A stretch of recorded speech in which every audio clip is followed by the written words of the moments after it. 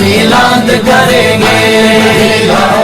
नाज़रीन, अवामी न्यूज़ में ख़बरनि जो सिलसिलो जारी है। इन वक्त से तव्हांखे खिपरो खां ख़बर ॾींदा हलूं त आलमी इस्लाम जी खिपरो में जश्न ईद मिलादुन्नबी सल्लल्लाहु अलैहि वसल्लम जोश ऐं जज़्बे सां मल्हाई पई वञे। जश्न ईद मिलादुन्नबी जे मौक़े ते खिपरो जे मुख़्तलिफ़ गलियुनि खे ख़ूबसूरत लाइटनि ऐं गुलनि सां सींगारियो वियो, जॾहिं त जश्न ईद मिलादुन्नबी सल्लल्लाहु अलैहि वसल्लम जे मौक़े ते सिक्योरिटी जा इंतहाई सख़्त इंतज़ाम कया विया। इन हवाले खां वधीक तफ़सील ॿुधाए रहियो हरीश केबीसी पंहिंजी रिपोर्ट में। जी नाज़रीन, हिन वक़्तु आऊं मौजूदु आहियां खिपरे जे शहीद चौक ते, जिथे हज़ूर करीम सल्लल्लाहु अलैहि वसल्लम जी वलादत जो ॾियारो जोश ऐं जज़्बे सां मल्हायो पियो वञे, जिथे अॼु आशिकान रसूल पारां पंहिंजे हथनि में झंडा खणी रैलियूं कढियूं पियूं वञनि, जेको मुख़्तलिफ़ रस्तनि खां थींदे शहीद चौक खे पहुची। अचो हिते जेके आशिकान रसूल हुननि खां ॻाल्हायूं था त हिन मौक़े ते हुननि जो छा चवणु। जश्न ईद मिलादुन्नबी सल्लल्लाहु अलैहि वसल्लम हमेशह रिवायती अंदाज़ में मल्हायो वञे थो जोश ऐं जज़्बे सां।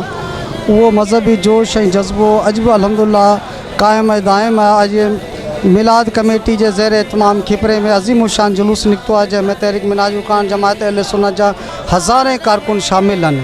ऐं इहो ॾींहुं जेको आहे सो ख़ुदि ख़ुदा अल्लाह ताला नबी के सल्लम जी ज़ात खे बुलंद कयो। वरफ़अना लका ज़िक्र क़ुरान में चयो आहे त ए महबूब असां तव्हांजो ज़िक्र बुलंद कयो आहे तव्हांजी ख़ातिर।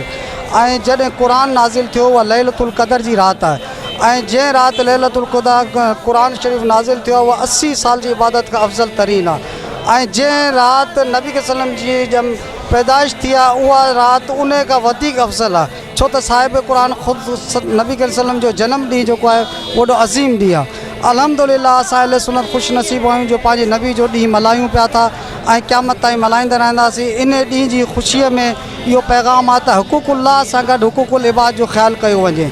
ऐं नबी सल्लम जी तालीम ऐं सीरत ते जेकॾहिं अमल कजे, अॼु रूए ज़मीन में अमन मोहब्बत आतिशी या सॼो हुज़ूर जी इश्क ऐं मोहब्बत ऐं सीरत ऐं जंहिं दिलि में क़ल्ब में हुज़ूर जी मोहब्बत हूंदी इंशाअल्लाह ताला उहो सभिनी फितने फ़साद खां जेको आहे सो पाक हूंदो।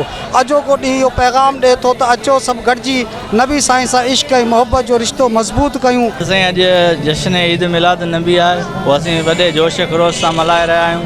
सभिनी इस्लामी भाइरनि खे असां हुनजी मुबारक ॾियूं था ऐं सॼी दुनिया में जश्न ईद मिलाद नबी वॾे धाम धूम सां मल्हाइबो वञे। अहिड़े तरीक़े सां खिपरो में बि असां मल्हायूं। तमामु सुठे नमूने सां मल्हाए रहिया आहियूं। तव्हां पाण ॾिसो पिया, असांखे ॾाढी ख़ुशी थी आहे। असांखे उमेद आहे जेको पाकिस्तान हले पियो ऐं दुनिया सभु अहिड़े तरह मल्हाईंदा रहंदा। अल्लाह का जिक्र, अल्लाह पाक ने जिसका जिक्र बुलंद किया है, हमें भी चाहिए हम उसका जिक्र बुलंद करें। लोगों को जमा के पैसों में जमा नहीं किए, ये अपनी खुशी से आए हैं।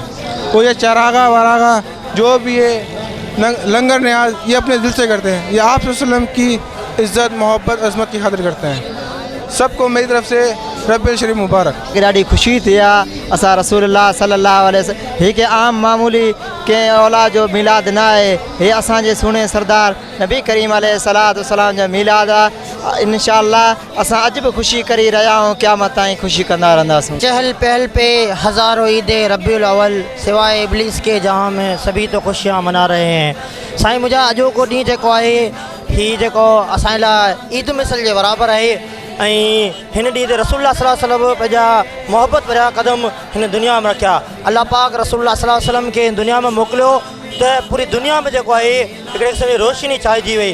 ऐं इहो ॾींहुं असां जेको आहे अॼु मल्हाए रहिया आहियूं जोश जज़्बे सां। इंशाअल्लाह ताला क़यामत ताईं मल्हाईंदा रहंदासीं। और ये दिन बहुत बड़ा शहादत का दिन है आलम इस्लाम के लिए, और पूरी दुनिया में बड़े जोश और खरोश से ये दिन मनाया जाता है। पाकिस्तान दुनिया के एक आखिरी जजीरा है जिसे फ्यूजी कहता है, वहाँ सरकारी तौर पर आप सरकार सलात का मेराज मनाया जाता है। ईद मिलाद नबी के वो ईसाई हुकूमत है और पूरी दुनिया और पूरे आलम इस्लाम में इस दिन को बड़ी खुशखबरी से मनाया जाता है। वॾे में वॾी ईद आहे जीअं त रसूल सल्लल्लाहु अलैहि वसल्लम हिन दुनिया में तशरीफ़ कयो। अल्लाह ताला उन्हनि जे करे जान ॿई जान पैदा कया आहिनि। जी नाज़रीन, तव्हां हिननि आशिकान रसूलनि जी ॻाल्हि ॿुधी। हिननि जो चवणु आहे त असीं इब्नी जहान जे सरदार हज़ूर करीम सल्लल्लाहु अलैहि वसल्लम जो मिलाद ॾींहुं क़यामत ताईं मल्हाईंदा वेंदासीं। इन हवाले सां सिक्योरिटी जा इंतहाई सख़्त इंतज़ाम कया। ईंदड़ वेंदड़ रस्तनि खे सील कयो वियो आहे। कैमरामैन गुलाम शबीर सां गॾु हरीश केबीसी अवामी न्यूज़ खिपरो। वधीक ख़बरनि ऐं तफ़सील जे लाइ विज़िट कयो असांजी वेबसाइट awamiNewsHD.com ऐं ॾिसंदा रहो अवामी न्यूज़ HD।